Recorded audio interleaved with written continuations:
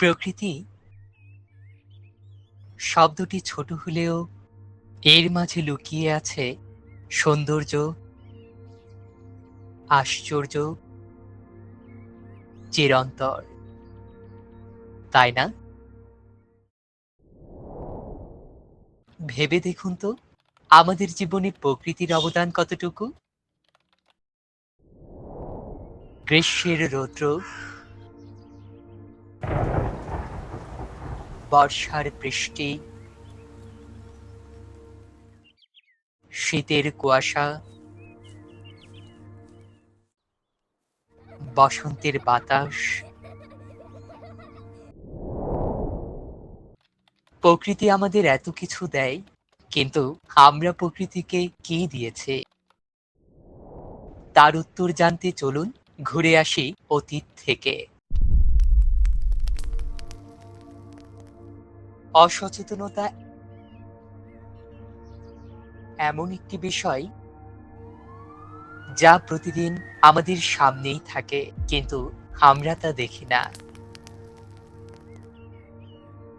কিন্তু এর শেষের চিত্র আমাদের কল্পনার চেয়েও ভয়ঙ্কর রূপ ধারণ করে। ভাবছেন এসব শুধু আমাদের দেশেই ঘটছে? প্রকৃতির নিষ্ঠুরতা কোনো দেশ, জাতি বা বর্ণ মানে না।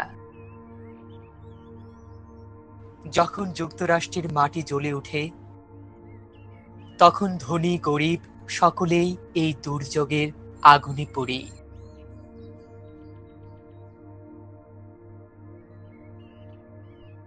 পাকিস্তান বিশ্বের গ্রিনহাউস গ্যাসের মাত্র 1% তৈরি করে, তবুও দক্ষিণ এশিয়ার বন্যায় তাদের ক্ষতি সবচেয়ে বেশি। প্রকৃতি হিসাব করে না, শুধু আঘাত করে।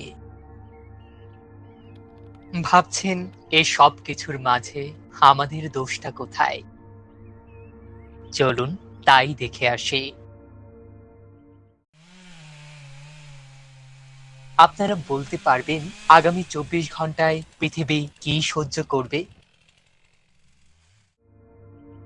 পৃথিবী জুড়ে প্রতিদিন আমরা প্রায় 80,000 একর জমির সমান গাছ কাটি।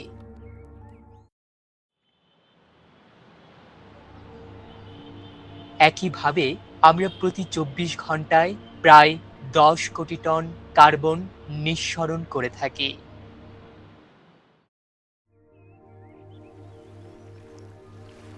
আর যদি সাগরের কথায় আসি, তবে সেখানে আরো করুণ অবস্থা। প্রতিদিন প্রায় 2 থেকে 33,000 টন প্লাস্টিক সাগরের পানিতে প্রবেশ করে।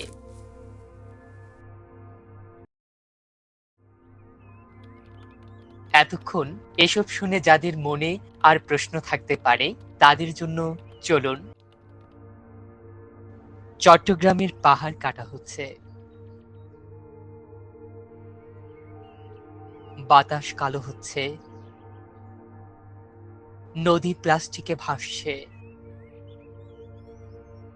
আমাদের চারপাশ নোংরা হচ্ছে। আমরা দেখছি, দেখেও চুপ আছি। আমার শুধু একটি প্রশ্ন,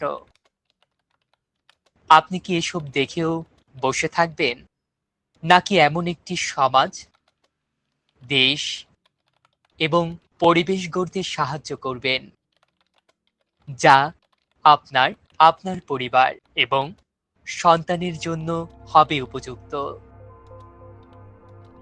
এর উত্তর আমরা দেব না, দেবে প্রকৃতি এবং সময়। আর সাক্ষী হবে সেই প্রজন্ম যারা ভরসা করেছিল আপনাকে, আমাকে, আমাদের সকলকে।